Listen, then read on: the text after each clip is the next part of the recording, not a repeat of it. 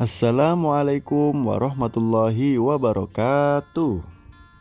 Pada kesempatan kali ini, kita akan belajar tentang tauhid dan syirik. Dan sebelum kita mulai pembelajaran pada hari ini, marilah kita membaca doa bersama-sama. Bismillahirrahmanirrahim. Raditu billahi robba wa bil islami dina wa bi muhammadin nabiyya wa rasula. Rabbi zidni ilma warzuqni fahma, amin. Pengertian tauhid. Tauhid berasal dari kata wahada yuwahidu, yang artinya adalah mengesahkan Allah. Maksudnya adalah meyakini bahwa Allah itu satu, tidak ada sekutu baginya. Orang yang bertauhid adalah orang yang meyakini bahwa Allah lah satu-satunya pencipta alam semesta ini, yang menguasai, menciptakan, dan mematikan.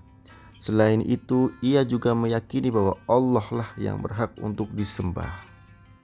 Setiap nabi dan rasul kepada umat manusia selalu mengajak umatnya untuk beribadah kepada Allah dengan benar-benar bertauhid kepadanya. Allah berfirman dalam surat Al-Anbiya ayat 25. Bismillahirrahmanirrahim. Wa ma arsalna min qablika min rasulin illa nuhi ilaihi annahu la ilaha illa ana fa'budun. Yang artinya, dan tidaklah kami utus para rasul sebelummu, kecuali pasti kami wahyukan kepadanya bahwa tidak ada Tuhan selainku, maka sembahlah aku. Selanjutnya, keutamaan tauhid. Keutamaan tauhid yang pertama yaitu Allah akan menghapus dosa-dosa orang yang bertauhid. Apabila kita percaya kepada Allah, kita yakin kepada Allah, maka Allah akan mengampuni dosa-dosa kita, dosa-dosa yang telah kita perbuat. Selanjutnya, tauhid merupakan sumber keamanan di dunia dan di akhirat. Yang ketiga, orang yang bertauhid dijamin masuk surga. Ayo anak-anak, siapa di antara kalian yang tidak ingin masuk surga? Pasti semuanya ingin masuk surga. Maka dari itu, kita harus percaya kepada Allah, kita harus yakin kepada Allah bahwa Allah lah satu-satunya yang wajib kita sembah. Dan yang keempat, tauhid merupakan syarat diterimanya sebuah amal ibadah. Dengan bertauhid kepada Allah, percaya kepada Allah, maka semua amal ibadah kita tidak akan sia-sia. Entah itu sholat kita, atau bacaan Quran kita, semua amal ibadah yang kita lakukan pasti akan diterima oleh Allah Subhanahu wa Ta'ala. Selanjutnya, bentuk-bentuk tauhid. Tauhid adalah meyakini bahwa Allah itu Maha Esa, satu dan tidak ada sekutu baginya. Perilaku-perilaku yang menunjukkan orang yang bertauhid antara lain: yang pertama, meyakini bahwa Allah itu ada. Kemudian, meyakini bahwa hanya Allah yang berhak disembah. Kemudian, beribadah hanya kepada Allah. Meyakini bahwa Allah adalah yang dapat menolak musibah dan mendatangkan kenikmatan. Dan meyakini bahwa Allah lah yang menentukan nasib seseorang. Oke, itu beberapa penjelasan tentang tauhid.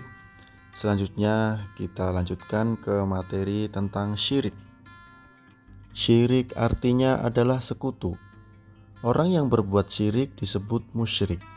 Ia telah menyekutukan Allah dengan selainnya. Orang yang beribadah kepada selain Allah berarti ia telah berbuat syirik, karena ia telah menyekutukan Allah. Syirik merupakan perbuatan zalim yang sangat besar. Allah berfirman dalam surat Luqman ayat 13. Inna syirka ladulmun adim, yang artinya sesungguhnya syirik adalah kezaliman yang sangat besar.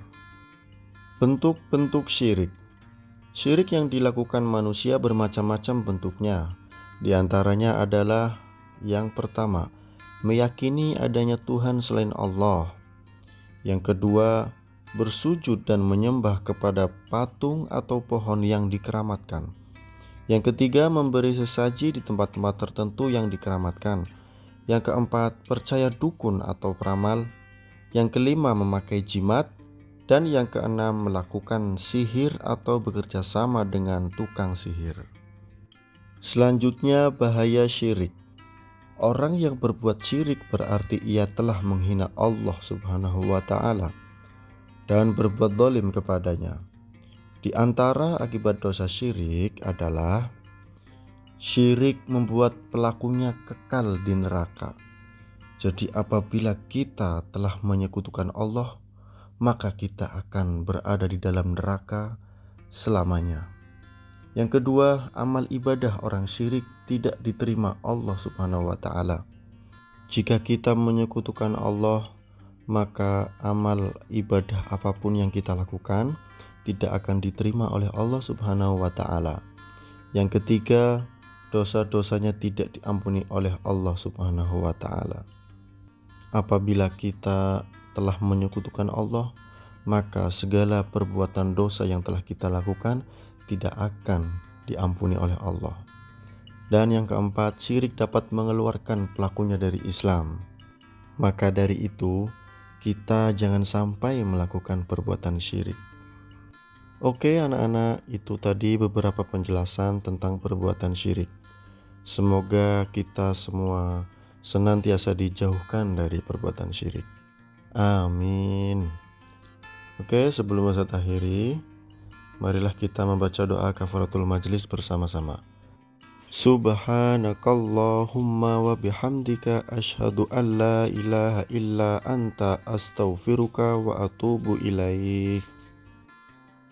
Oke, Ustaz akhiri.